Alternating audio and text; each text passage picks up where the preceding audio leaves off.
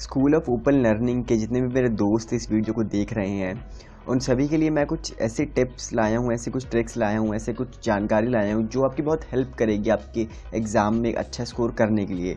Generally हमारे channel पे comment आते हैं, पूछते हैं हम कैसे स्कोर करें अच्छा स्कूल ऑफ ओपन लर्निंग में। लोग कहते हैं कि रेगुलर वाले स्टूडेंट ज़्यादा स्कोर कर लेते हैं, एसओएल वाले नहीं कर पाते, इसको क्या रीज़न है। उनके कुछ रीज़न को मैं एनालाइज करूंगा, आपके सामने पेश करूंगा और बताऊंगा कि किस तरीके से आप भी बहुत अच्छे मार्क्स स्कोर कर सकते हैं अपनी ग्रेजुएशन या पोस्ट ग्रेजुएशन में। आपके जानकारी के लिए मैं बता दूं कि मेरा नाम सचिन अग्रवाल है। मैंने अपनी graduation BCom honours MCom school of open learning से ही की है और आज मैं एक चार्टर्ड अकाउंटेंट हूँ। मैंने सीए भी कंप्लीट कर ली है और मेरे बीकॉम ऑनर्स में और एमकॉम में जब मैं स्कूल ऑफ ओपन लर्निंग में करी थी तो मेरे दोनों में ही डिवीज़न फर्स्ट आई थी और अच्छे परसेंटेज आए थे, क्योंकि तब ये सारी बातें शायद हमें पता थी जो कि मैं आपके साथ आज बताने वाला हूँ। तो आइए शुरू करते हैं दोस्तों, क्या चीज़ें आपकी एग्ज़ाम में हेल्प करेंगी। इस वीडियो को अपने दोस्तों के साथ ज़रूर शेयर करें जो एसओएल में पढ़ रहे हैं, ताकि उनका भी बेनिफिट हो सके। और चैनल को ज़रूर सब्सक्राइब कर लीजिए अगर आप एक एसओएल के स्टूडेंट हैं तो। सबसे पहले देखिए, आप जिस भी कोर्स में हैं एसओएल के, उसका सिलेबस आपको बहुत अच्छी तरह पता होना चाहिए कि सिलेबस क्या है। क्योंकि डिस्टेंस लर्निंग से पढ़ रहे हैं तो हमें सिलेबस का पता ही नहीं होता कि सिलेबस क्या है और हम कुछ भी तैयारी करते रहते हैं। तो आपको सिलेबस की बेहतर जानकारी होनी चाहिए सबसे पहले। दूसरा देखिए, स्कूल ऑफ ओपन लर्निंग में पीसीपी क्लासेस भी होती हैं, तो मैं तो आपसे यही रिकमेंड करूंगा कि अपनी जो पीसीपी क्लासेस हैं उसको पूरी कोशिश करें अटेंड करने की। देखिए, हफ्ते में एक दिन क्लास लगती है। रेगुलर वाले स्टूडेंट तो रेगुलर कॉलेज जा रहे हैं, आपको तो हफ्ते में एक दिन ही जाना है, तो उस एक दिन की अपॉर्चुनिटी को क्यों छोड़ देते हैं। आप उसको अटेंड करिए, बहुत अच्छी होती है। मैंने अपने टाइम पे एक भी पीसीपी क्लास नहीं छोड़ी थी। बहुत मज़ा आता है पीसीपी क्लासेस में और पढ़ाई भी अच्छी होती है।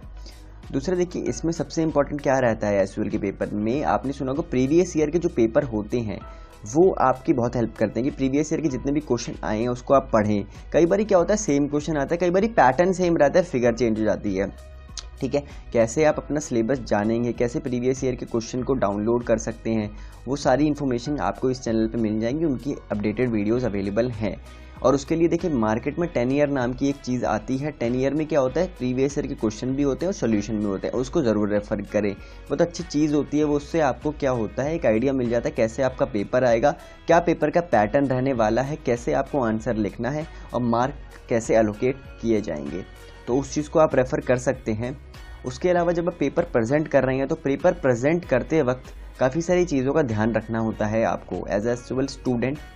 देखिए, पेपर आप कभी भी प्रेजेंट करेंगे तो जाहिर सी बात है अपनी हैंडराइटिंग को आप कोशिश करेंगे कि वो साफ़ और सुथरी हो।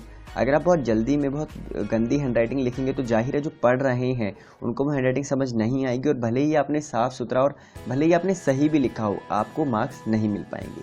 तो अपनी पहली चीज़ अपनी हैंडराइटिंग में फोकस करिए। दूसरा, अगर आप किसी भी क्वेश्चन का पार्ट कर रहे हैं, जैसे फॉर एग्जांपल आपने उठाया क्वेश्चन नंबर 3 और क्वेश्चन नंबर 3 के 4 पार्ट हैं ABCD, तो आप कभी भी ऐसे मत कीजिएगा कि आपने क्वेश्चन नंबर 3 का A कर दिया, फिर आप चले गए क्वेश्चन नंबर 5 में, फिर क्वेश्चन नंबर 3 का B कर दिया। अगर एक क्वेश्चन उठाया है तो उसके चारों पार्ट को एक साथ ही कीजिएगा। हाँ, भले ही आप वैसे सफलिंग कर सकते हैं क्वेश्चन में, जैसे 1 2 3 4 5 5 क्वेश्चन आपको करने हैं तो पहले चाहे आप 5वां कर लीजिए, फिर चौथा कर लीजिए, पर जो भी क्वेश्चन उठाओ उसको करिए पूरा। अगर नहीं आता तो पेज ब्लैंक छोड़ के आगे बढ़ जाइए। एक और इम्पॉर्टेंट बात क्या है कि जब भी आप कोई भी नया क्वेश्चन शुरू कर रहे हैं या नए क्वेश्चन को कोई पार्ट भी शुरू कर रहे हैं, जैसे 3 का A आपने कर लिया, अब आप B शुरू कर रहे हैं, तो हर चीज़ को एक न्यू शीट के साथ ही शुरू करें। कभी भी रिपीट उसको नीचे आंसर लिख के शुरू ना करें, न्यू शीट लें। भले ही पीछे वाली शीट आपकी खाली रहे कोई बात नहीं, लेकिन न्यू में ही शुरू करें, क्योंकि आपको शीटें काफ़ी जितनी आप लेना चाहें उतनी मिलती है, कोई दिक्कत नहीं है। इससे साफ़ सुथरी प्रेजेंटेशन भी होगी और उनको पता लग जाएगा कि कहाँ आपने क्वेश्चन अपना प्रीवियस ख़त्म कर लिया है और कहाँ से नया क्वेश्चन स्टार्ट है। क्वेश्चन नंबर, आंसर नंबर ऊपर क्लियरली मेंशन करें, बीच में साइड में नाम मेंशन करें, क्योंकि शीट पर लटते वक्त वो कई बार कट सकता है, तो बीच में ऊपर मेंशन करें। जब भी आप कोई आंसर को प्रेजेंट कर रहे हैं, आपको ऐसा लगता है कि जो मेन हेडिंग है जो आप एग्जामिनर को पढ़ाना चाहते हैं, क्योंकि उनके पास भी इतना टाइम नहीं होगा ना कि वो पूरा आपका क्वेश्चन को पढ़ने बैठे। अगर मैं थ्योरी क्वेश्चन की बात करूँ तो जो भी मेन हेडिंग है उसको आपको करना है पेंसिल से अंडरलाइन। तो ये पेंसिल से अंडरलाइन वाला काम करिएगा आप लास्ट में, सो दैट आपका पूरा पेपर अटेम्प्ट हो जाए। पेपर में आप एक घड़ी ज़रूर लेके जाइएगा, सिंपल घड़ी लेके जाइएगा, सो दैट आपको बार बार एग्जामिनर अपने इन्वेस्टिगेटर से टाइम ना पूछना पड़े, आप अपने टाइम को खुद देख सके। और ये इसलिए ज़रूरी है कि देखिए, आपके फॉर एग्जांपल है 6 क्वेश्चन और आपके पास है टाइम 3 घंटे का, तो आपने ये पहले ही मतलब पेपर शुरू होने से पहले ही तय कर लिया कि आधे घंटे में एक क्वेश्चन आपको करना ही है। तो वो टाइम की आपको प्रॉपर एक एनालिसिस मिल जाएगा। मेरा आधा घंटा हुआ, घड़ी में देखा तो एक क्वेश्चन कंप्लीट होना चाहिए आपका, तभी आप टाइम को मैनेज कर पाएंगे। कई बार टाइम मैनेज नहीं हो पाता और आपका पेपर छूट जाता है। पूरी कोशिश नहीं, 100% कोई भी क्वेश्चन नहीं छोड़ना है आपको। ये मैं बात क्लियरली कह रहा हूँ, कभी भी कोई भी क्वेश्चन छोड़ना नहीं है आपको, भले ही वो क्वेश्चन आपको ना आता हो।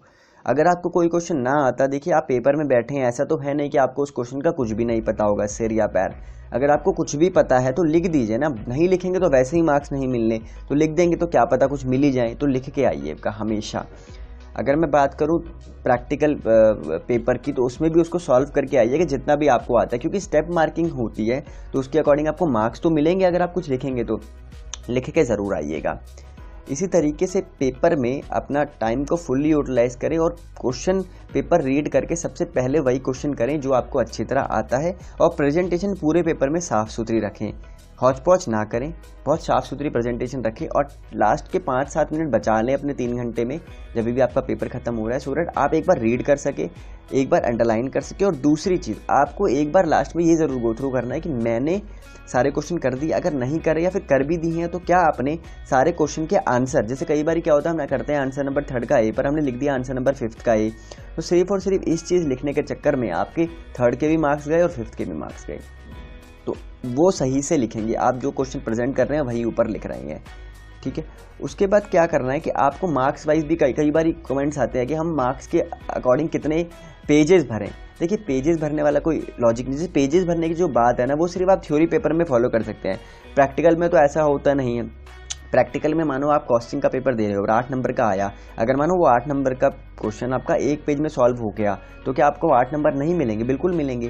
प्रैक्टिकल में तो देखिए जो उसका आंसर है वही लिखने की बात करेंगे। अगर हम थ्योरी की, तो वैसे कोई हार्ड एंड फास्ट रूल तो है नहीं, पर फिर भी क्योंकि कमेंट आते हैं इसलिए मैं बता देता हूँ। देखिए अगर 3 नंबर का क्वेश्चन है तो आप क्या करिएगा, एक पेज तो भरिएगा। एक पेज का मतलब है एक सामने वाली शीट और उसके पीछे, यानी एक फुल पेज, पूरा का पूरा एक पेज भर दीजिएगा। 1.5 से 1 पेज, 1 से 1.5 पेज तक भर दीजिएगा, ठीक है। बाकी आपकी हैंड राइटिंग पे भी डिपेंड होता है। लेकिन अगर आप कंटेंट लिखिएगा टू द पॉइंट, कहानी मत लिखिएगा वहाँ पे, ठीक है। अगर आप बात करें 5 नंबर का, तो 5 नंबर में आप 1.5 से 2 पेज भर दीजिएगा। मैं सिंगल पेजेस की बात कर रहा हूँ, तो 1.5 से 2 पेज भर दीजिएगा। अगर आपका क्वेश्चन है 7.5 मार्क्स का, जो कि जनरली आता है, तो आप 4 से 5 पेज भी उसमें फिल कर सकते हैं थ्योरी के केस में। और अपने पेपर से ही मतलब रखिएगा, आगे पीछे में देख के या आपको लगे कोई बता देगा, इसमें आपका बहुत टाइम वेस्ट होता है। पेपर आया, क्वेश्चन पेपर हाथ में और करना स्टार्ट, भले ही पूरे एग्जामिनेशन रूम में कुछ भी हो रहा, भले ही दूसरे लोग बात करो, आप अपना पेपर पे ध्यान दीजिए, तभी आपका पेपर हो पाएगा।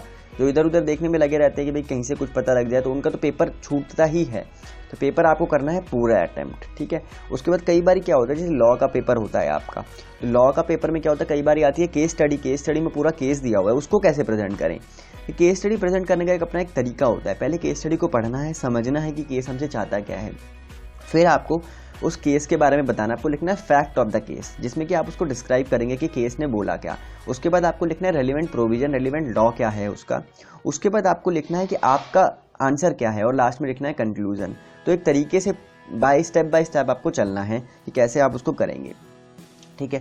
ध्यान रखिएगा, इतना नॉलेज मैटर नहीं करती, नॉलेज मैटर करती है। फॉर एग्जांपल आपने पूरे साल पढ़ाई की है एसयूएल की, आपके पास दबा के नॉलेज है, सब कुछ आपको आता है, आपसे जो मैं पूछ रहा हूँ आपको सब कुछ पता है, आपको सारे आंसर पता है, पर अगर पेपर के उस 3 घंटे में आप अपनी नॉलेज को वहाँ प्रेजेंट नहीं कर पाए, तो उस नॉलेज का कोई फ़ायदा नहीं है। क्योंकि पेपर में मार्क्स, आपके डिवीजन, आपके जो मार्क्स हैं वो डिसाइड होंगे जो आप उस सीट में लिख रहे हो, ना कि जो यहाँ पर है।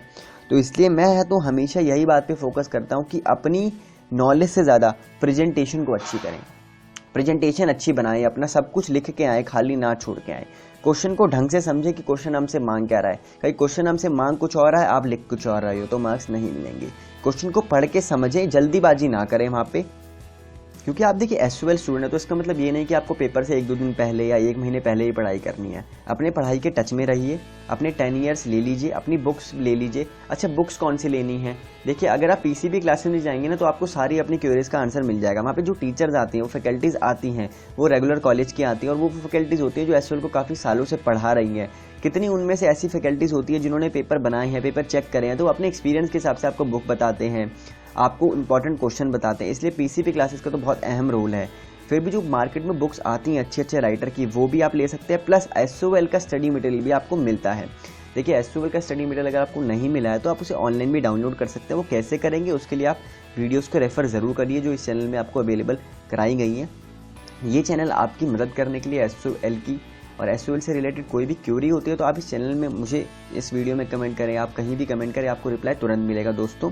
और इसके अलावा जैसे कई बार आप लोग ओपन कोर्स कर रहे हो SOL से जाते तो होने, तो अपार्ट फ्रॉम इट अगर आप कोई और कोर्स कर रहे हो, प्रोफेशनल कोर्स कर रहे हो, अगर मैं कॉमर्स वालों की बात करूँ CA CS वगैरह, तो आप उसके लिए भी हमारे दूसरे चैनल पे वीडियोस को रेफ़र कर सकते हैं।